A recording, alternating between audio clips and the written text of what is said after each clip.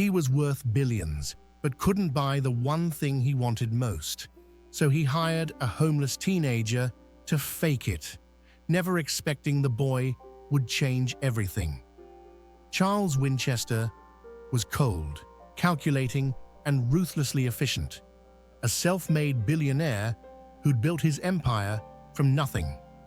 At 58, his silver hair and custom Italian suits projected power, but his eyes remained hollow. He lived alone in his 30,000-square-foot mansion, surrounded by possessions but devoid of connection. The only sound that filled the vast, empty hallways was the click of his Italian leather shoes against marble floors. Charles had mastered the art of acquiring everything except what truly mattered. His daily routine never varied. Wake at 5 a.m., exercise in his private gym, breakfast alone while reviewing market reports, then 14 hours of back-to-back meetings where he crushed competitors and expanded his empire. At night, he'd return to his penthouse office and work until exhaustion forced him to sleep. Holidays meant nothing. Birthdays passed unmarked. He'd long ago convinced himself that such isolation was the price of success. Eli was just 17, with shabby clothes and a weathered face that looked decades older. Kicked out when his mother's new boyfriend moved in, he'd been sleeping under bridge overpasses for 8 months. Despite everything, his eyes still held a defiant spark that refused to be extinguished. His worldly possessions fit into a single ragged backpack. 2 t-shirts, 1 extra pair of jeans, a dog-eared copy of The Great Gatsby, and a cracked phone that had long ago run out of minutes. During the day, Eli would hover near coffee shops, slipping in to use their bathrooms to wash his face and hands. He'd learned which restaurants threw away the most edible food and at what times. Nights were the hardest, trying to find spots hidden from both police and the more dangerous elements of street life. When it rained, he sheltered in the 24-hour laundromat until the attendant inevitably chased him out. Yet somehow, he maintained his dignity, refusing to beg and always looking for odd jobs, anything to escape his circumstances. Charles's greatest rival, Robert Kingsley, was hosting the Elite Founders Club's annual gala, an event where billionaires paraded their perfect families and legacy achievements. For years, Charles had avoided attending, haunted by his inability to have children after a tragic accident in his youth. But this year, Kingsley's company was threatening a hostile takeover of Charles's newest acquisition. He needed to appear strong, connected, humanized. The takeover threat wasn't just business, it was personal. 20 years ago, Kingsley had stolen Charles's fiancée, married her, and started the picture-perfect family that Charles had always secretly wanted.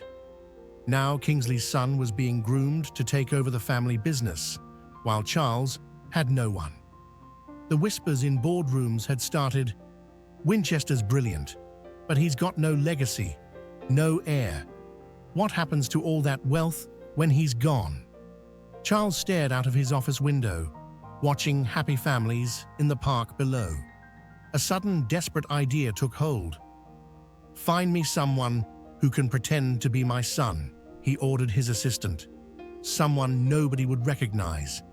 Someone desperate enough to do exactly as they're told." His assistant, Margaret, raised her eyebrows but knew better than to question him. "What exactly are you planning, sir?" Charles's expression hardened. "I'm planning to show Robert Kingsley that I'm not as alone as he thinks, that I have a legacy too." Charles spotted Eli outside a shelter and made his proposition, $50,000 to pose as his long-lost son for 3 months. New clothes, proper speech, table manners, Eli would be completely transformed. The teen agreed immediately, thinking he'd found the easiest payday of his life. "Where do I sign?" Eli asked, eyes wide with disbelief at the figure. Charles smiled thinly. That's the first thing we need to change. A Winchester doesn't eagerly sign anything. A Winchester makes others wait. The makeover began that very day. Charles moved Eli into the east wing of his mansion, far enough from his own quarters that they wouldn't have to interact outside of training sessions. A team of stylists, speech coaches, and etiquette consultants descended upon the bewildered teenager. The transformation was brutal. Charles berated Eli's posture, accent, and mannerisms. "Stand straighter. Speak clearly. You're supposed to be my son, not some gutter rat I scraped off the sidewalk." Eli endured it all, thinking only of the money that would finally get him off the streets. "I never had a son," Charles told him during one particularly intense session. "So, I never had to be disappointed by one. Don't make me start now." Eli absorbed the criticism silently, determined to master this role.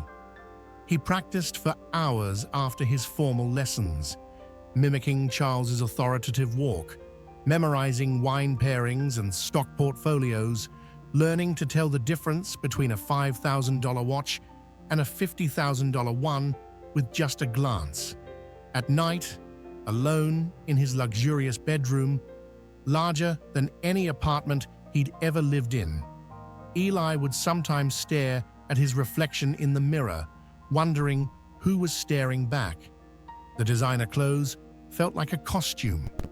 The newly cut hair and manicured nails belonged to someone else. Yet he could see glimpses of who he could become if this had been his real life. At the gala, Eli performed flawlessly. "My father taught me that true wealth isn't measured in dollars," he told a group of impressed executives, Charles watching proudly from across the room. "It's measured in impact." Whispers spread. Winchester's son is remarkable. Charles's plan was working perfectly. Robert Kingsley himself approached them, his own son trailing behind him. "Charles, you've been holding out on us. Never mentioned you had such an accomplished young man." His eyes narrowed suspiciously. Charles placed a carefully rehearsed hand on Eli's shoulder. "Some things are too precious to share with the world, Robert. I'm sure you understand." As they walked away, Eli whispered, "He didn't believe you." "It doesn't matter," Charles replied. "He's worried, and that's exactly what I wanted." As weeks passed, something unexpected happened. Charles found himself enjoying their breakfast conversations, proud of Eli's quick mind and biting wit. He started teaching the boy about investments, surprised at how quickly he grasped complex concepts. What began as daily briefings to maintain their cover story evolved into genuine discussions. Charles found himself looking forward to their morning meetings. For the first time in decades, he scheduled his calls around someone else's needs, making sure he was home for dinner to hear Eli's thoughts on the financial books he'd given him to read. One night, Charles discovered Eli in his study at 2 a.m., poring over financial textbooks. "I figured if I'm playing the part, I might as well understand it." Eli shrugged. For the first time in decades, Charles felt something crack in his heart. The boy reminded him of himself at that age, hungry for knowledge, determined to rise above his circumstances. "You have a natural talent for this," Charles admitted, sitting down beside him. "If you were really my son." He stopped himself, uncomfortable with the emotion threatening to break through. Eli looked up. "If I were really your son, what?" Charles cleared his throat. "I would be proud," he said simply. The mask slipped between them just for a moment. Something authentic passed between the billionaire and the homeless teen, something neither had planned for. Then came the bombshell. Preparing for a background check that would be required for an upcoming business merger, Charles's team uncovered Eli's real past. His mother hadn't abandoned him. She'd died of cancer 2 years ago. The boyfriend story was a lie to hide his homelessness. More shocking, Eli had been a straight-A student with a scholarship offer before dropping out to care for his dying mother. Margaret placed the file on Charles's desk. "You should know who you've brought into your home, sir." Charles read the report with growing disbelief. Hospital records showing Eli sleeping in chairs beside his mother's bed for months.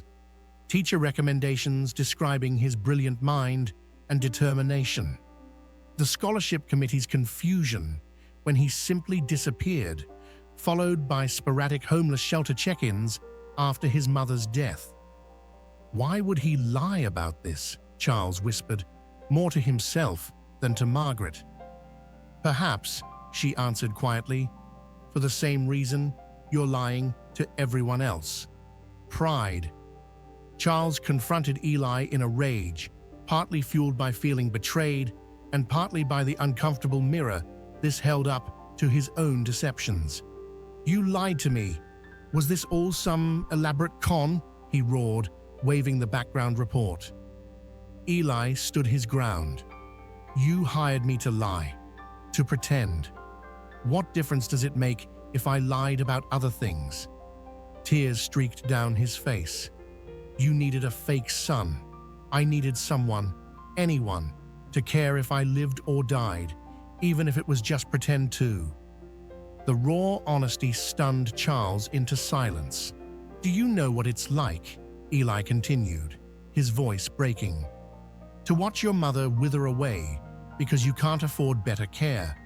To have universities throwing money at you while you're skipping classes to empty bedpans, and then to have nothing, no one left." He brushed away angry tears. "I didn't tell you because I didn't want your pity, just like you don't want anyone's pity for being alone." Charles fell silent, recognition dawning in his eyes. This boy understood him in ways no one else ever had. "I'll leave tonight," Eli said quietly, placing his new watch on the table. "Keep the money. It wasn't really about that anyway."